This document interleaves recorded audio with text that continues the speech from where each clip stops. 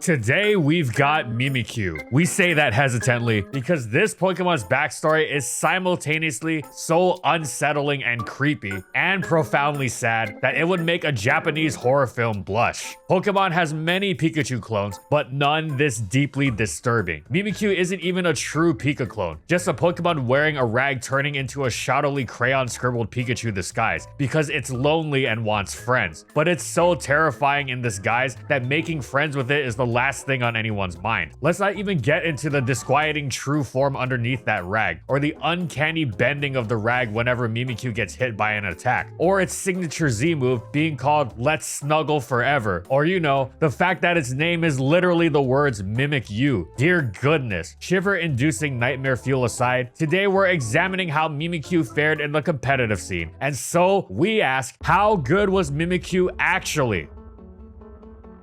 Mimikyu is sure to have quite the competitive journey thanks to its ability. And speaking of journey, this video is sponsored by the new ethereal RPG, AFK Journey. The characters from AFK Arena now find themselves in a different game with a breathtaking 3D canvas art visual makeover, and now must embark on a quest under Merlin's watchful eye. Merlin is gathering heroes across 6 factions and formulating winning tactics with different teams. With the new dimension to the gameplay from AFK Arena, you can reunite with these beloved characters and also discover new ones. From Golden Wheat Shire to the Veduso Mountain Saw, explore diverse big maps, solve fun puzzles, and meet interesting NPCs with effortless one-handed gameplay. Beyond the familiar resonance of AFK Arena's heroes, Journey added equipment resonance, and in true AFK style, you can gather resources while you sleep or eat so you can build your ideal team to venture through the story. And since its launch, AFK Journey has some special offers for you during launch time only. AFK Journey gives away over 40 heroes, including epics, enabling players to explore diverse battle strategies. Additionally, through gradual distribution and by engaging in events with a 7-day login, players can receive 200 plus free pulls.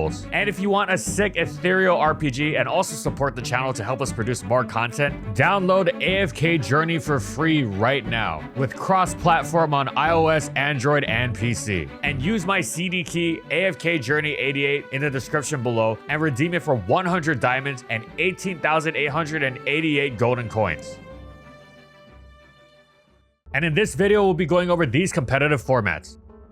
In a game that constantly got stronger but more diverse in its strength, to the point where covering both the power and the vast disparity of it seemed nigh impossible, Mimikyu's disguise ability was an oasis in a desert, as it could take any hit once. Thus, early Gen 7 OU featured much excitement over and experimentation with Mimikyu as the ultimate get-out-of-jail-free card, able to tank everything, whether it was Pheromosa, Zygarde, or Mega Metagross, and retaliate effectively. Mimikyu's incredibly unique typing meant it was able to take more attacks than just those with disguise either. Its immunities to fighting and dragon were superb, and being hit by one of those moves wouldn't break its disguise, adding even more to its utility. Mimikyu didn't just have to be used defensively either. It could use disguise to set up a free source dance and go for a sweep late game with its dual stab combination, packing solid coverage alongside its good speed stat, and made especially effective with its stab priority in Shadow Sneak. Plus, Mimikyu didn't necessarily have to lose its disguise as it's set up. If it got an SD on the opponent's switch, it was even scarier to deal with because the opponent would have to break its disguise and then deal with it, meaning free attacks or another SD. Thus, Mimikyu was incredibly popular early on, a check to any offensive threat that doubled as a great late game threat. What more could one ask for? It was kind of like Ditto, but with far greater flexibility. Sure, Mimikyu's attack stat wasn't particularly earth-shattering, but since it was being used against offensive threats, not defensive ones, this was manageable, especially when bolstered further by Life Orb or even Ghost DMZ, and even helping itself out with priority Shadow Sneak to finish the job. Plus, Mimikyu could be teched to check anything, even the stuff it couldn't hit back quite hard enough in return, like Magearna or Kartana. With Red Card as its item, the Pokemon attacking its disguise would be forced to switch out, and presto, threat neutralized. It could also be useful when Mimikyu was going on the offensive. Try to bust the disguise with a Mimikyu check, and you'd be forced to switch to another Pokemon, potentially making Mimikyu even scarier. Sadly, this did not last. Every generation starts out with solid usage of Pokemon that wind up not having the longevity to have real impact on the foundation of the metagame, and Mimikyu was eventually revealed as such. Its positive traits were, of course, incredibly valuable, but it was difficult to make the most of its positive traits given the crushing weight of its flaws. First of all, similarly to Ditto, when Mimikyu wasn't needed to stave off an overwhelming onslaught of extreme offense that was defining the metagame, it was extremely underwhelming against pretty much everything else. Disguise only blocked damage from direct attacks. It did nothing to stop moves like Leech Seed or Status, which was huge considering how team styles utilizing passive damage were becoming increasingly popular and effective. Furthermore, it was really incredibly weak by OU standards, especially with Landorus T intimidating it every which way. Its attack was low, and crucially, its stabs weren't nearly strong enough to compensate. Shadow Claw in particular was incredibly weak, meaning Mimikyu struggled even against offensive teams, to say nothing of its nigh uselessness against any team with half a backbone. This might have been fine if it had been faster, but while base 96 speed certainly isn't slow, it was far from impressive, or what it needed to be to compensate for Mimikyu's lack of power. As if all that wasn't enough, its abysmal base 55 HP betrayed its thoroughly decent defensive stats, and its weakness to entry hazards just made things worse, as did the recoil of Life Orb. As a result, it was incredibly easy to bypass Mimikyu without even trying, just by using generic good OU Pokemon. As such, its usage dropped off a cliff, and it fell to UU. Mimikyu was far more at home in the underused metagame. It excelled there, its flexibility on display as it oscillated between checking threats like Terrakion and Latios and becoming a late game terror with Swords Dance. It was most notably a staple on the spike stacking hyper offenses that became popular late into the generation, where its multifaceted talents were on full display. First off, between its ghost typing and disguise, it was a good rapid spin blocker, helping its team preserve the spikes in the face of Tentacruel and Starmie, especially because Shadow Sneak hit Starmie so hard. Second, such teams weren't always the most defensively sound, and not just because they were loading up on frail threats, but because they would sacrifice Frostlass for those all-important spikes early on, meaning they'd be 5-6 down. Mimikyu's disguise helped even things out in how it could check just about everything. Third, you know how Mimikyu had that whole issue with its low power? Well, the pairing with spikes went a long way in abating this. In conjunction with the ferociously fast-paced this style of team played at, suddenly Pokemon like Amoonguss, usually perfectly capable of handling Mimikyu, would get overwhelmed. Mimikyu was now much more apt at making something happen offensively, whether it was breaking open holes for the benefit of its cleanup teammate Mega Sharpedo, or picking up the pieces left behind by its fellow Swords Dancing priority user Scizor. This was Mimikyu's bread and butter, but it also had a very unique trick up its sleeve for occasionally devastating use. Whereas normally stall teams would stifle it with their unaware user, usually Quagsire, but sometimes Pyukumuku, Mimikyu could pull out a move most people probably weren't aware it learns, because frankly, it makes no sense. Wood Hammer. This made it an incredible lure for these Pokemon, and after they had been dispatched, the rest of their team would crumple in turn. Given how Stall was so powerful in UU as to create controversy and scorn around it, being able to dismantle it was a major plus for Mimikyu, helping make its team more consistent against such a dangerous playstyle. Overall, after it found its true home in UU, Mimikyu used its unique toolkit en route to a successful debut generation. In the fast-paced VGC metagame, where battles are short and every turn is crucial, the free turn board of Mimikyu's disguise was invaluable, and it thus became an excellent Pokemon in the format, both offensively and defensively. It made for a potent pairing with Snorlax, and the two were especially effective on the Trick Room teams that ranked among the scariest in the format. Mimikyu itself was an excellent setter. What made Mimikyu even better was the several different movesets it could run, most notably with the taunt-blocking Mental Herb in conjunction with disguise and its valuable fake out immunity. It was just about impossible to stop it from setting up Trick Room, and that in and of itself could be game deciding given the move's power in the format. Alternatively, Mimikyu was one of the best users of Focus Sash in the metagame, since in conjunction with Disguise, it meant it could survive 2 of any attack, giving it incredible flexibility and utility. 2 such guaranteed turns were, again, enormous in VGC, renowned for its game lengths with single-digit turns. That wasn't all either, with Ghostium or Fairy Delirium Z, Mimikyu could channel a burst of power, only adding to its each turn is vital game-breaking quality. It could also go with bulkier, especially defensive sets, helping against Pokemon like Tapu Lele running Citrus Berry, or sometimes even leftovers with Pain Split. Destiny Bond was also an effective tool in its moveset, as if it wasn't messing with the opponent's ability to hit it enough already, and Swords Dance made it a serious fright under Trick Room. One player, Niels Dunlop, even used Psych Up Mimikyu alongside Belly Drum Snorlax en route to a 5th place finish at Worlds. Talk about dangerous. Being able to copy the +6 attack boost like that. Whatever its moveset, Mimikyu was so good that it got spammed all over the place, and thus we have limited its many placements to top 3s. They are as follows: Gavin Michaels, first at the San Jose Regionals; Jo Ho Kim, first at the Korean Winter League; Gavin Michaels, first at the Anaheim Regionals; Niels Dunlop, first at the Malmo Regionals; Conan Thompson, second at the Portland Regionals; Christian Jaramillo, third at the Bogota Special Event; Kyung-Soo Lee, second at the Korean Spring League; Ashton Cox, first at the Sao Paulo Internationals; Niels Dunlop, third at the Roanoke Regionals; Alexander Kun, third at the Austrian Open; Alexander Savona, first at the Quinta Special Event; Cesar Reyes, third at the Indianapolis Internationals, and then at Worlds, Mimikyu was seen on 10 teams. Most notably, of course, Niels Dunlop, who came in 5th, as previously mentioned. Additionally, Won Seok Jang, Wolf Glick,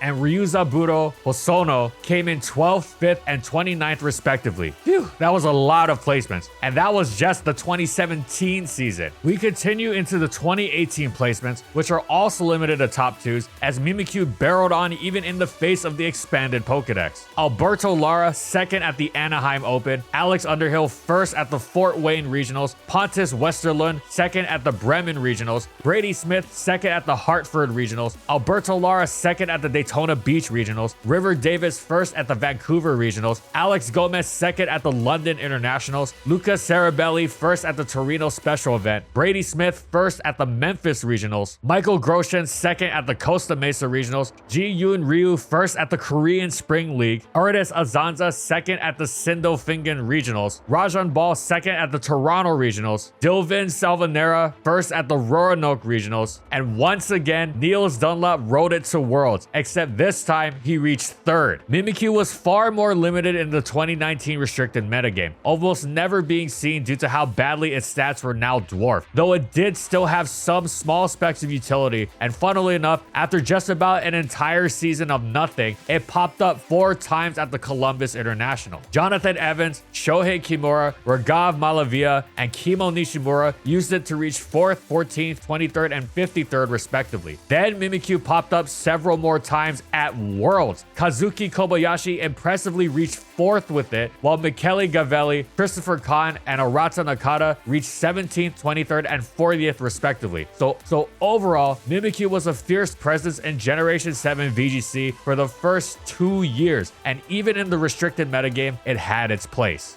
Mimikyu was dealt several devastating blows in Generation 8. One, it will no longer be able to compensate for its low power with Z moves, and for that matter, entry hazards, since heavy-duty boots became incredibly popular. Two, and this was the real kicker, was the nerf to Disguise. Now getting its Disguise broken would result in Mimikyu losing 1/8 of its health. This was absolutely terrible, as if it didn't have enough issues with its poor bulk, hazard weakness, and life orb recoil to begin with. However, in spite of this, Mimikyu rocketed off to a great start in Generation 8. Initially, it was used as a desperate attempt to check ludicrously broken Dynamax abusers, as well as Galarian Darmanitan, but it turned out to be quite decent in its own right even after those were banned, as the decreased Pokedex did wonders for it. In fact, while Disguise was still a great tool for checking threats, it was actually more useful for enabling Mimikyu as an offensive threat, as OU was less bulky now, and thus less apt at eating its boosted hits. Plus, having a boosted Shadow Sneak was extremely effective for cleaning late game, when one of the most common revenge killers and the most common Pokemon in the tier full stop was the Ghost Weak Dragapult. Mimikyu maintained a decent place in OU throughout its initial stages, respectable if unspectacular, but once the Isle of Armor hit and the Pokedex opened up, Mimikyu was unable to match the competition stats-wise and returned to UU. That whole dynamic with Disguise enabling as an offensive threat more than a threat checker, yeah, that was just as present in UU, and it was even more devastating there, as any team without Skarmory had a much harder time withstanding its hits, and most offensive teams weren't going to be able to hit Skarm. Mimikyu's speed tier was excellent for the tier, blitzing past threats and hit super effectively like Obstagoon. Free turn afforded it by Disguise was especially game-breaking since it could so often be used as an offensive weapon, as Mimikyu's immunities to Dragon, Fighting, and Normal meant it could often switch into some of the scariest attacks in the tier, like Obstagoon's Facade, and take 0 damage, meaning it hit the field with Disguise still intact. Then Skarmory left Yu, and Mimikyu was nigh unstoppable. It was so ferocious, it bordered on the broken. It was genuinely a controversial presence within the tier, with some players demanding a suspect test. It wasn't just one of the tier's biggest threats, but one of its best Pokemon overall, with a very limited pool of checks and all the opportunity in the world to set up its lethally threatening Swords Dance. It terrorized the tier for some time. And then came the Crown Tundra, unleashing another cavalcade of power creep on the game. At first, Mimikyu didn't seem like it would be able to keep up, but eventually it was discovered that it had a legitimate, solid place on Spike's hyper offense teams again, just like in Gen 7. It wasn't anywhere near the level it had been before, as its power was much less impressive relative to the tier's bulk level, and Spikes weren't quite as potent at weakening its checks thanks to the proliferation of heavy-duty boots, but it retained a solid place in the tier. Its ability to blank Keldeo and Terrakions fighting stabs was wonderful, as was its quadruple effective play rough when it came to defensive utility and checking the monstrous Hydreigon and Como-O. Now, Mimikyu was still quite decent in the tier, but a proper UU Pokemon it was not. Its usage dictated it to drop to the RU tier, and there, well, it was terrifying again, basically repeating the cycle from its previous time in UU. It especially excelled on, what else? Spike's hyper offense teams. In addition to its usual enabling of the playstyle offensively and defensively, it also assisted in the maintaining of Spikes thanks to its spin blocking qualities against the likes of Starmie and Delmise. Mimikyu was ferocious as ever, especially with Drain Punch often slotted into its coverage. It wasn't going to immediately drop Registeel with it, but nor did Steel particularly feel comfortable taking the hit at +2, especially given its vulnerability to Spikes. Mimikyu was already a terror, but when its best check Cobalion left the tier, that's when it really got scary. Its ferocity was such that, once again, there were those in the player base who felt its presence might be overwhelming. It wasn't necessarily that Mimikyu itself was too much, though there were, of course, those who thought that as well, but the fact that this Pokemon already testing the boundaries was so effective at enabling other terrors like fellow Swords Dance priority user Lucario was really what made it questionable. Nothing came to pass though, as the player base eventually got used to what Mimikyu did, though this didn't really make it any less excellent at its job. Mimikyu was one of the best Pokemon in Gen 8 RU, period, capping off another adventurous, wildly entertaining generation for it.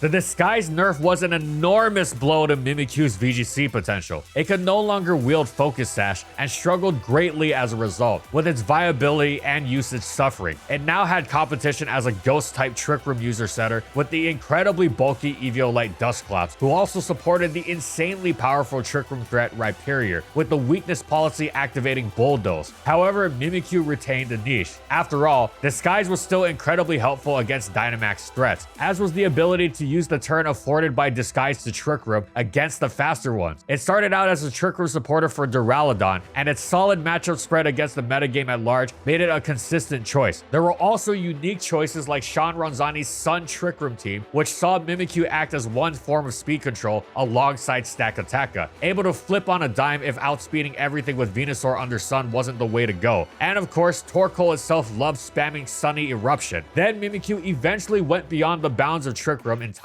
It began shadow sneaking its own teammate Dynamax Dragapult to activate its weakness policy. Double powered on Dragapult, that thing that already outran everything and naturally hit hard? Yes, please. It was also a major help that Mimikyu further assisted in the stab ghost beatdown Dragapult was dishing out. Overall, despite the Disguise nerf, Mimikyu continued to have a strong presence in 2020 VGC. Its notable placements were as follows: Kevin A. Kavinas, 15th at the Bochum Regionals, Alex Gomez and Eric Rios, 3rd and 6th at the Malmo Regionals, Teru Nakajima and Gunter Proboro, 23rd and 25th at the Oceania Internationals, Arash Omadi, 6th at the Spring VR Challenge, Sirkin Tots, Shimon Wojdat, Nico D. Cognetta, Stephen Pierce, and Giuseppe Alario at the 1st, 3rd, 10th, 11th, and 21st at the May VR Challenge, Min Seok Kim, 3rd at the Trainers Cup, Justin Ramirez and Joshua Mecham, 5th and 19th at the Dallas Regionals, Wolf Glick, 2nd at the Collinsville Regionals, Christopher Christopher Kahn, Yoko Taguma, and Alexander Pohl 2nd, 6th, and 8th at the Perth Regionals, and Sean Rosani 13th at the Players' Cup 2. In Series 8, restricted Pokemon were allowed, 1 per team, and Mimikyu became an effective, popular partner for teams focusing on Calyrex Ice, acting as an excellent support with both setting up Trick Room and activating weakness policy for it with Shadow Sneak. With this as its go-to, it cemented itself firmly as a major player in the metagame, especially as the Disguise Trick Room combination became helpful in warding off monsters like Zacian Crown, Mimikyu assisting itself further with the taunt blocking Mental Herb to make absolutely certain it could flip the dimension. Placements included Christopher Egan 13th at the Players' Cup 3, Alec Rubin top 4 at the Players' Cup 3 qualifier for both Oceania and North America, Alex De La Pasqua tied for 9th at the Players' Cup 3 qualifier for Europe, and 7th at the Frankfurt Internationals. In Series 9, restricted Pokemon were banned again, and when it didn't have such monsters to support, Mimikyu's stock went down. It was seen only rarely. Enrico Comenton 9th at the Asia Players' Cup Philippines, and Nelvins Ing 2nd at the Asia Players' Cup Singapore. In Series 11, a restricted Pokemon was allowed again, but Mimikyu usage was incredibly sparse, only seen on Sang Yan Rong's team that he used to finish 13th at the Kaohsiung Regionals. In Series 12, 2 restricted Pokemon were allowed per team, and Mimikyu's support capabilities were fully appreciated again. It was up to all sorts of tricks, whichever item it held. The spore blocking safety goggles was a popular choice, as it now supported some form of weather more than before. Whether Groudon or Kyogre was sometimes even seen with unusual choices like Light Screen, even holding Light Clay to maximize the support of its team. Its placements were as follows: Jeremy Boyd and Aaron Zhang 7th and 8th at the Salt Lake City Regionals, Alex De La Pasqua 27th at the Liverpool Regionals and 7th at the Europe Internationals, Pablo Santos 28th at the Bilbao Special Event, Leonard Kraft 7th at the Indianapolis Regionals, Marianne Hade 9th at the Perth Regionals, Jagyun Jion tied for 12th at the Traders Cup 2022, Lorenza Semeraro 14th at the Milan Special Event, Megan Rattle 12th at the Melbourne Regionals, Kyle Livinghouse and Alex De La Pasqua 17th and 20th at the North American Internationals, Dennis Sia 8th at the Malaysia Nationals, Wolf Glick, Baris Akos and Devin Singh 12th, 24th and 38th at the London Open, and then at Worlds, Germany's Alexander M came in at 8th in the junior division, capping off another successful generation of VGC for Mimikyu.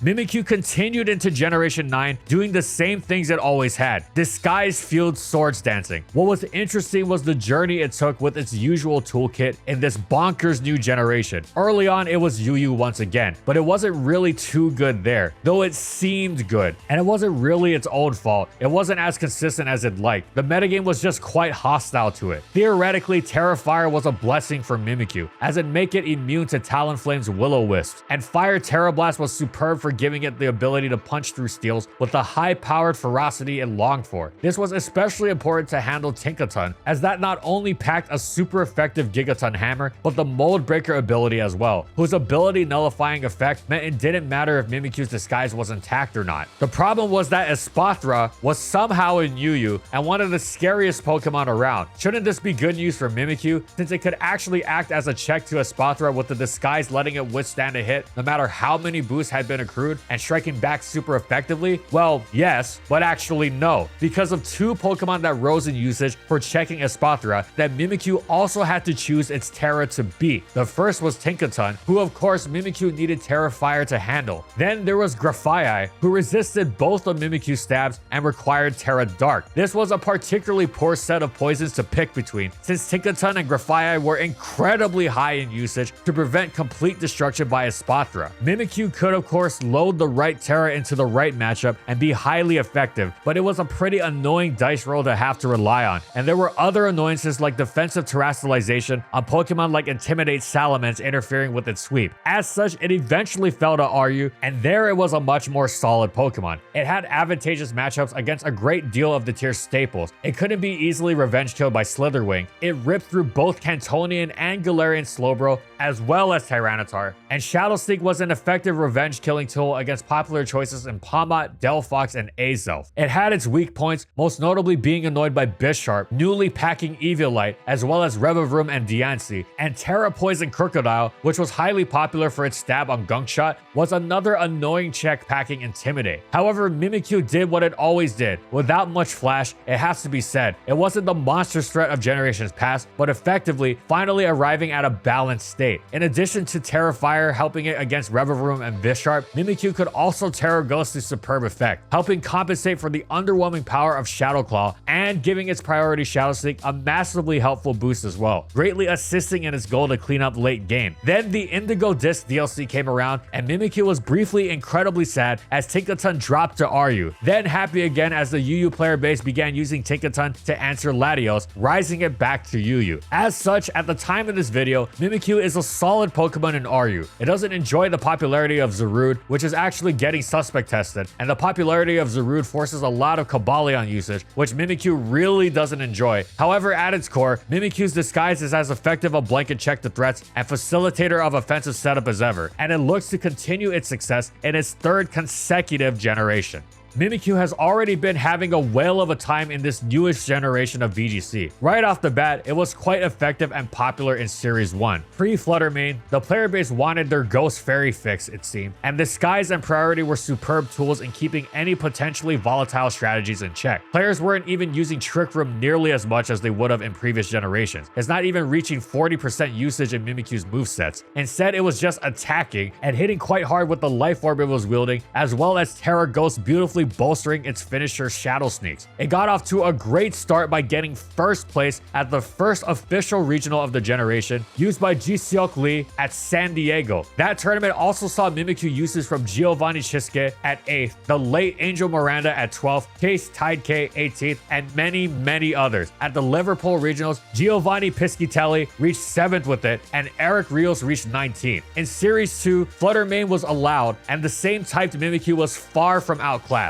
If anything, Disguise and Shadow Sneak were excellent tools for keeping the monstrous Flutter Mane in check sometimes. Like on Sam Pendelis' team, it would even throw a serious wrench in the opponent's plans with the incredibly rare Ghost Curse. Mimikyu was quite popular, and as such, we've limited its placements to top 8. They are Gavin Michaels, 7th at the Vancouver Regionals, Marco Silva, 7th at the Bochum Regionals, and 3rd at the Utrecht Regionals, Dina Moreno, 4th at the Hatterene Series 2, and Sam Pendelis, 4th at Perth Regionals. In Regulation C, the Treasures of Ruin were allowed, and Mimikyu continued to do its thing. Being able to withstand a hit from the mighty Qianpao and Chiyu was outstanding, especially since it was hitting the former back with super effective Play Rough, which was hitting Chiyu for strong damage as well. Hitting Ting Lu super effectively was also excellent. Its placements again, limited to the top 8, were Joseph Ugarte, 2nd at the Charlotte Regionals, and Hodaka Hatakeyama, 2nd at the Japan Nationals. The expanded metagame of Regulation D finally left Mimikyu in the dust. In a matter not dissimilar to that of Gen 7 OU, the metagame just outbulked and overpowered it simultaneously. A bad combination to try and fight your way through. Sadly, Mimikyu's stats just weren't up to par as Generation 9 unleashed the full extent of its capabilities. Though the metagame impact had been reduced to just about nil, it did find a few placements. Benji Carney reached 60th at Pittsburgh, Yang Da-Wei reached 52nd, Kai Yazawa reached 59th, and Yohei Yamane reached 63rd at Worlds. But between this and the complete lack of notable placements in Regulation E, it looks like Mimikyu's time in Gen 9 VGC has come to a close. It's a shame after such a solid start, but at least it had the beginning of the generation to add to its solid VGC career.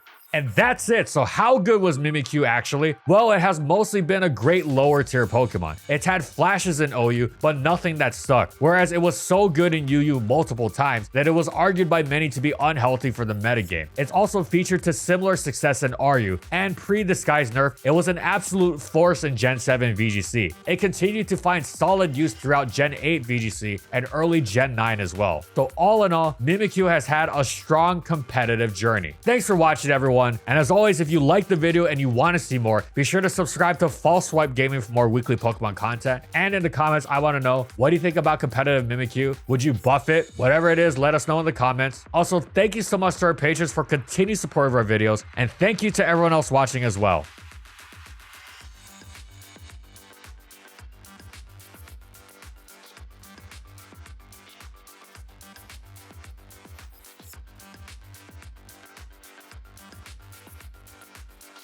And thank you so much to our platinum tier patrons. Thank you so much to Raven Daytona Ring, Sorazan Croxon, Stoneface Colin, Bingleton, Ray, Daniel Isbeast, Glitcherton, Alex Sabo, and Chica Chihyo for their support of our videos. And follow my crew on these social media platforms. And that's all I got. See you next time, everyone.